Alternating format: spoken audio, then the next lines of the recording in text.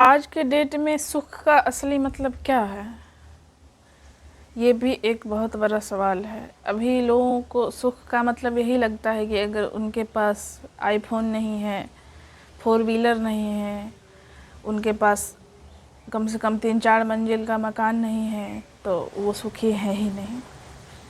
तो क्या ये सुखी होने का डेफिनेशन सही है? क्योंकि ये डेफिनेशन तो समय के साथ बदलता ही जाएगा। आज आप आईफोन 15 खरीद रहे हैं, कल मार्केट में आईफोन 16 आ जाता है। तो क्या आप कहीं पे रुक सकते हैं? आपको कहीं पे पहुंच के लगेगा कि आप सुखी हैं, या ये सिलसिला चलता ही रहेगा? और सुख का हम लोग खुद से अपना एक डेफिनेशन तैयार कर लिए हैं कि ये चीज़ होगा तो हम सुखी हैं, नहीं तो नहीं है। ये हमारे अंदर से की ज़रूरत नहीं है। हमें अंदर से नहीं आ रहा है कि हमारे पास आईफोन होना चाहिए।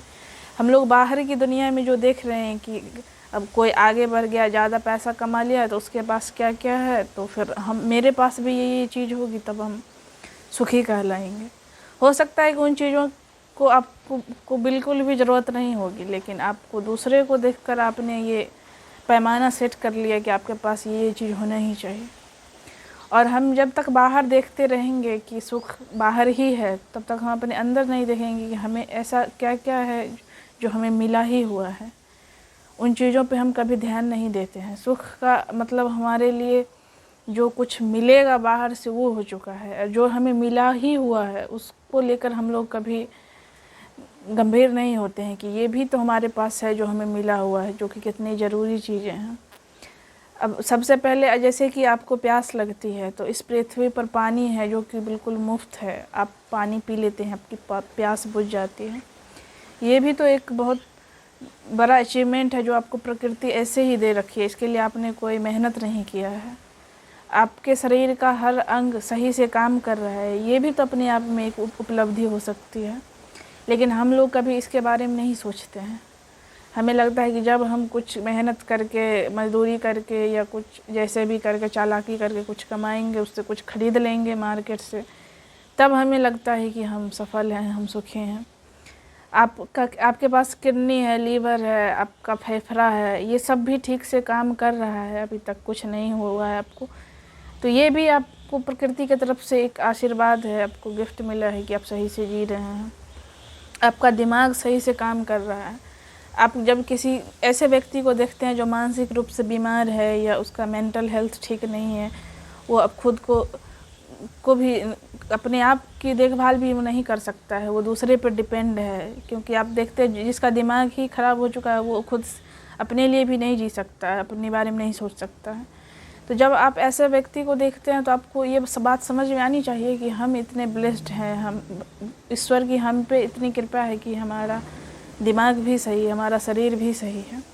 तो हम लोग ऐसी चीज़ों की तो गिनती करते ही नहीं है। ये लगता है कि बस ये तो मिलना ही चाहिए, जिसे मतलब कहा जाता है कि फॉर ग्रांटेड लेते हैं कि इन चीज़ों की तो गिनती हो ही नहीं सकती कि हमें मिला है। और इसलिए आज के डेट में लोगों को इतना तनाव भी महसूस होता है जितना पहले कभी नहीं था। क्योंकि अगर आप बाहर की दुनिया में देखेंगे तो नया नया साइंस में हर दिन नया खोज हो रहा है, नया नया टेक्नोलॉजी आ रहा है, तो हर दिन कुछ नया हो जाएगा। तो उससे क्या हमारे सुख के डिफिनेशन भी बदलता जाएगा? तो ऐसा नहीं है। हमारे जीने के लिए, हमें सही से सर्वाइव करने के लिए जो चीज़ें ज़रूरी है वो हमें प्रकृति हमें दे रखी है पहले से। लेकिन हम लोग अपना एक डिफिनेशन तैयार कर लिए हैं, जिसके कारण से हम लोग सभी कष्ट में रहते हैं।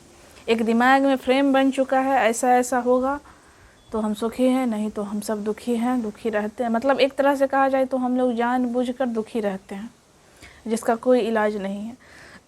तो अगर आप सही में चाहते हैं कि आप सुखी रहें, खुश रहें, आप जहाँ भी हैं, तो सबसे पहले आपके पास जो भी चीज़ें हैं, जो आपको पहले से मिली ही हुई हैं, जिसके लिए आपने कोई एफर्ट नहीं लगाया है, उन चीज़ों पर आपको ध्यान देना पड़ेगा। और आप जब ध्यान देने लगेंगे तो आप अपने आप को बहुत एहसानमंद हो जाएंगे प्रकृति के और ईश्वर के। आप शिकायत करना बंद कर देंगे कि आपको कुछ नहीं मिला है, आप बाकी लोगों से पीछे हैं। ये सब हमारे समझ की फेर है। हम जब समझने लगेंगे तो हमें लगेगा कि, और धीरे धीरे हम सुखी भी हो जाएंगे। फिर हमें शिकायत कम हो रह जाएगी प्रकृति से या ईश्वर से।